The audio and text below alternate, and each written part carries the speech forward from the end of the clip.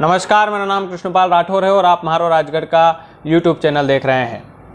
तो काफ़ी लोगों की डिमांड पर हम लोग एक सफ़रनामा लेकर आए हैं। सफ़रनामा उस पुजारी का जिसने सीहोर की गलियों में बचपन बिताया और भारत की गलियों में अब उनके प्रवचन सुने जा रहे हैं। सफ़रनामा उस पुजारी का जिसका शुरुआत में तो मजाक बनाया गया था, लेकिन आज घर घर में उनकी पूजा की जाती है।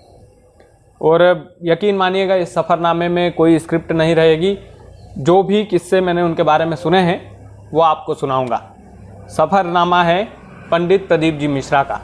पंडित प्रदीप जी मिश्रा हम पत्रकार होकर भी जी इसलिए लगाते हैं क्योंकि हमारी मम्मी भी उनके प्रवचनों को सुनती है और हमारे घर में उनकी बड़ी इज्जत है, तो हम उनके पीछे जी लगाते हैं। चलिए अब सफ़रनामे की शुरुआत करते हैं। सफ़र शुरू होता है सीहोर से, सीहोर की उन गलियों से जहां पंडित प्रदीप जी मिश्रा का बचपन बीता था। बचपन कुछ खास नहीं बीता था उनका, यूँ कह लीजिएगा कि शायद गरीबी में बीता हो, क्योंकि उनकी कथाओं में उन्होंने कई बार बताया है कि उनके पिताजी चने का ठेला लगाते थे। चने का ठेला लगाकर परिवार का भरण पोषण करते थे और एक समय ऐसा था कि वो पंडित होकर भी उनके पास एक धोती का इंतज़ाम नहीं था। एक कथा में मैं सुन रहा था तो उन्होंने बताया था कि उनके पास धोती नहीं थी, तो किसी ने उनको एक धोती गिफ्ट की थी और उसी धोती को कई दिन तक चलाए थे और उसी धोती में वो मंदिर जाया करते थे, कीर्तनों में जाया करते थे, सुंदरकांड में जाया करते थे उनके माता पिता के साथ। ब्राह्मण परिवार में जन्म हुआ तो जाहिर सी बात है ये चलन जो है भजन कीर्तन का बचपन से ही उनमें था।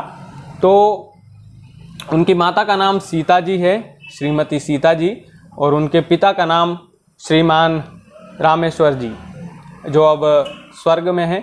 स्वर्ग की प्राप्ति उनके पिताजी की हो चुकी है। तो उनके पिताजी ने काफ़ी संघर्ष देखा। इसकी कहानियाँ हमने जगह जगह पढ़ी है, इंटरनेट पर भी पढ़ी है। तो उनके माता पिता के साथ ही वो सुंदरकांड, भजन संध्या, कीर्तन ये सब किया करते थे बचपन से ही।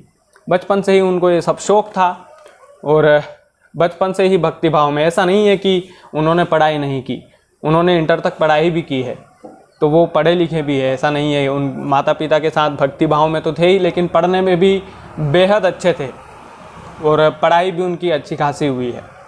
अब कैसे वो देश के सबसे बड़े संत बन गए, इसकी कहानी बड़ी मज़ेदार है।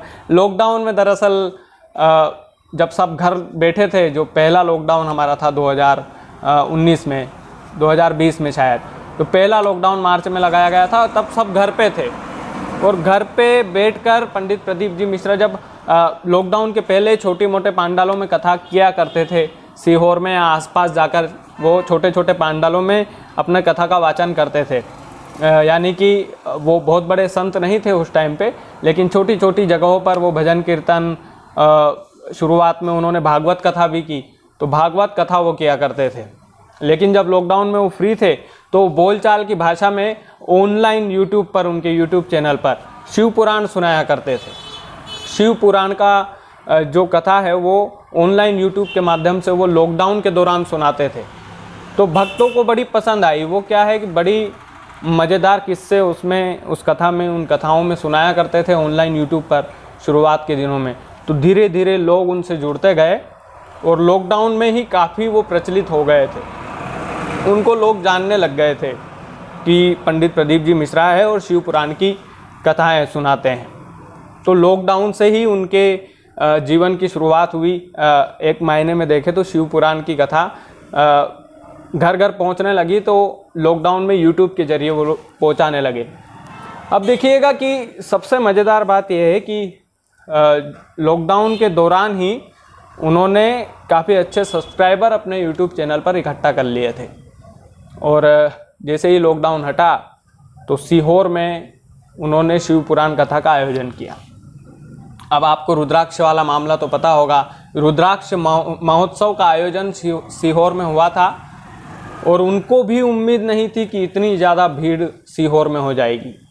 तो ज़िंदगी का ये एक व्याख्या जो है, ज़िंदगी का ये एक किस्सा उनके लिए बड़ा कारगर सिद्ध हुआ।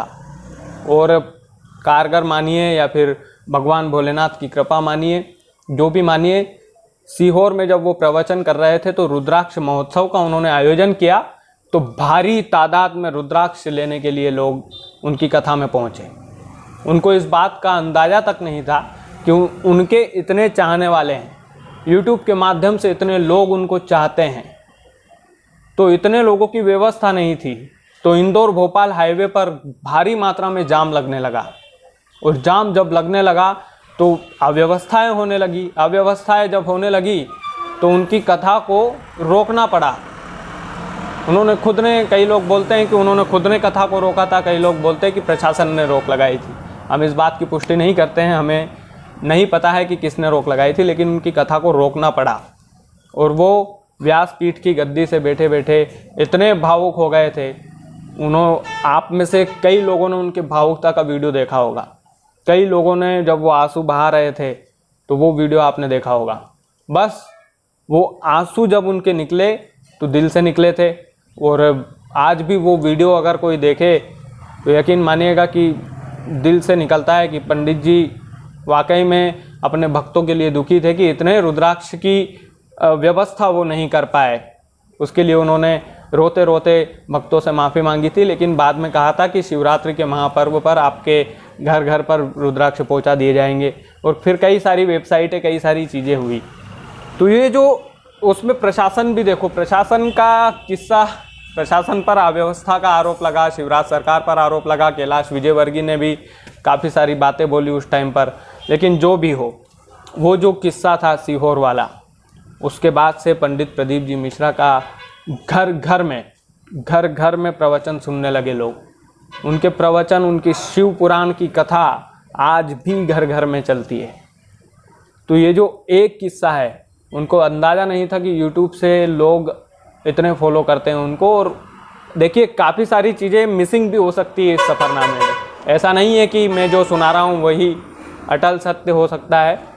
इसमें काफ़ी सारी चीज़ें मिसिंग भी हो सकती है, काफ़ी सारी चीज़ें, लेकिन जो मुझे नॉलेज है, जो मुझे ज्ञान है, वो ज्ञान मैं आप लोगों को दे रहा हूँ। बस जो मैंने उनके बारे में पढ़ा है कि शुरुआत में वो छोटे कथावाचक थे, बाद में वो यूट्यूब के माध्यम से लोग उनसे जुड़ते गए और लॉकडाउन में घर बैठे कथा सुनते थे। लेकिन जब लॉकडाउन के बाद उनको कथा करने का मौका मिला तो उनके पांडाल में लाखों की तादाद में भीड़ इकट्ठी हुई थी।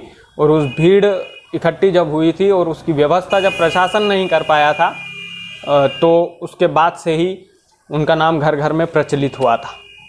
तो पंडित प्रदीप जी मिश्रा, अब कई लोग बोलते हैं हमसे कि उनके बारे में आप वीडियो क्यों बनाते हैं, तो हम उनको स्पष्ट कहना चाहते हैं कि हमारे चैनल पर उनके वीडियो चलते हैं और हमें जितना जानकारी है इंटरनेट के माध्यम से हम जुटा करके उनके बारे में लोगों को बताते हैं, जानकारी देते हैं, क्योंकि वो अच्छा काम कर रहे हैं। और हम बड़े सम्मान के साथ उनको, आदर के साथ उनका नाम लिया करते हैं हमेशा।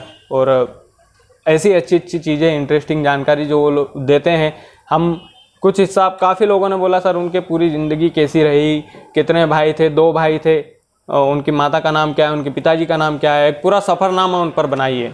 तो देखिए, उनका सफ़रनामा हो सकता है काफ़ी इंटरेस्टिंग हो, काफ़ी सारी चीज़ें उसमें हो, लेकिन हमें जितना पता था हमने आप तक पहुंचाने की कोशिश की है। आप भी जन जन तक इस सफ़रनामे को पहुंचाइएगा।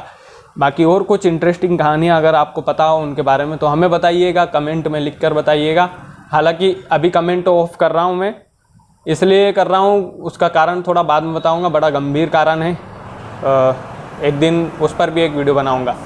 लेकिन आप ज़रूर हमारे चैनल को सब्सक्राइब करें, ज़्यादा से ज़्यादा लोगों तक पहुँचाएँ और उनके इस पवित्र सफ़रनामे को जन जन तक पहुंचाए, ताकि कुछ अनकहे किस्से जो हमने सुना है वो लोगों तक पहुंच पाए। बाकी चैनल को सब्सक्राइब नहीं किया है तो कर लीजिएगा। बहुत बहुत धन्यवाद।